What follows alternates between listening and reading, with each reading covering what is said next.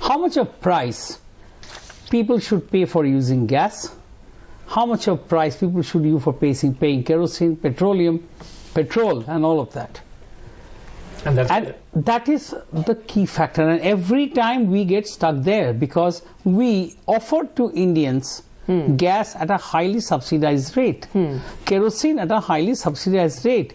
We have known, and this story has been million years old, that 50% of our kerosene actually is smuggled outside the country. We know there exists a 250 crore market of illegal coal mining that has existed. We have never plugged the hole. We know that we do not have enough gas finds. We must try and make it points and we must try and find out areas in Central Asia, areas in Russia and other places from where Kazakhstan, Uzbekistan, Turkmenistan, whether we can pick up gas and bring it to India, whether through the sea route or the land route.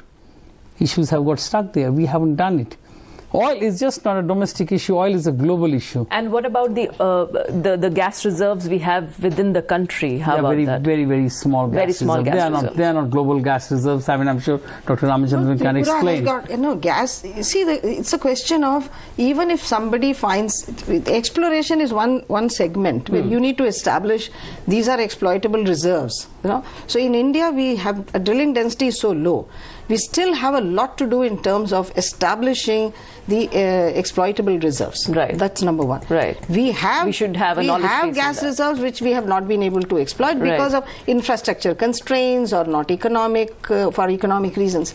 So you need to have infrastructure. That's why I think there is also a suggestion of developing infrastructure for this purpose. Now, if Soviet Union from Russia to Europe, the entire gas requirement in European area, and most of the countries in Europe, is 1,700 and odd kilometers, can be met. There is obviously some reason for it. In terms of the need and working together. I come back to this basic issue also of how do you build relationship so that where you have more of gas, you should be able to get it inside. Or LNG imports, you need to have infrastructure to import LNG. Japan is entirely dependent on energy resource from outside, and their power stations are run through LNG resource. Now, how are they managing? And the last point, of course, which we have not touched, and I think it never gets discussed in any of these meetings, is adequate conservation, efficient use of energy. Extremely inefficient. Now, for example, it has an impact also on your climate. Environmental thing. Now they say green cover has come down, too many vehicles on the road, a lot of these diesel vehicles are there. Now, how do you ensure, and I can tell you, go to the petrol pump and you say, do the pollution check. The guy, let people can go and test for themselves. Those which are not even passing the test are passed. Now, this method, I'm telling you, so long as this continues in this country, you have n number of policies, n number of committees. The basic fundamental factor is you're not allowing the right things to happen. So accountability is so low. So how do you fix a problem which is apparent in front of your eyes, it is happening, but you're not able to do anything?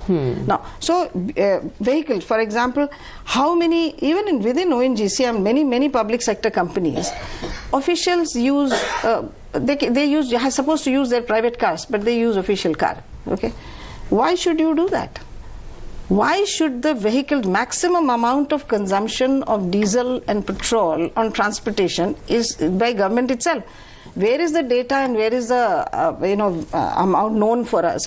We don't know whether it gets accounted anywhere. But why are these? Where is it available? We never see these things from that perspective, as you're talking about, because after all, it's about meeting the demands. It's about watching whether we are able to generate the amount that we really need or not. What kind of import dependence is there?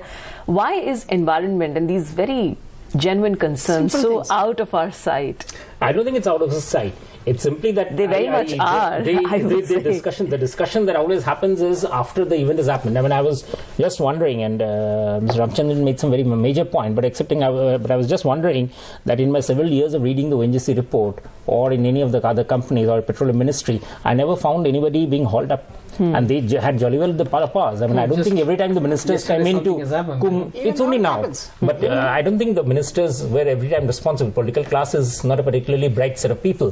But what is happening with our officialdom? They were not willing to take the responsibility. So to say that we didn't do it and somebody else is responsible always means kicking the can down the road. Sure. It doesn't help. I think again it comes down to basically, as the Kelkar committee is saying, that establish market efficiency. Right. If a company is forced to give returns and raise loans from the market instead of having to depend on government, getting the chance to depend on government, if companies are forced to compete with each other, then obviously somebody is going to say what is happening to my money. So all the efficiencies we're talking about can be kicked into the system.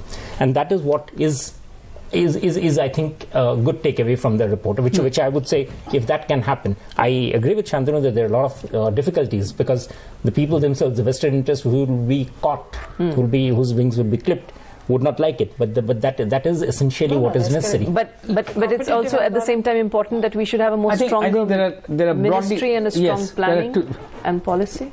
Yes, because differences between ministry, the planning commission and the PMO over issues of gas, issues of petroleum, pricing of gas, pricing of petroleum are fairly well known. What are we currently grappling with? That the difference between the market price and the subsidized gas price, that needs to be reduced. Right. Somebody has to take a call. Only then the production can... Who will take that call? This point here is important, because we started out in an Indian economy with a subsidy on oil. Gas was never supposed to be subsidized. Yet, by sort of never announced, but silently we moved into a system of subsidized gas pricing, which is which shows what was the basic weakness of our Indian economy's oil policy. There was no need for gas, because it was seen. Gas doesn't serve the poor. Gas doesn't serve, but it serves the middle class. It's a That's a huge vote bank. Yet we ended up subsidizing gas prices. There was a very critical thing that she also said, which was about energy research and management. Should that also? We don't even have an energy institute here. The one we had, the boss is in trouble. So. Where is the energy institute? Fine. So I think let's subsidizing gas. Very quickly, you have to just summarize. Subsidizing gas issue. Because any resource that you introduce for the first time in the market, people were not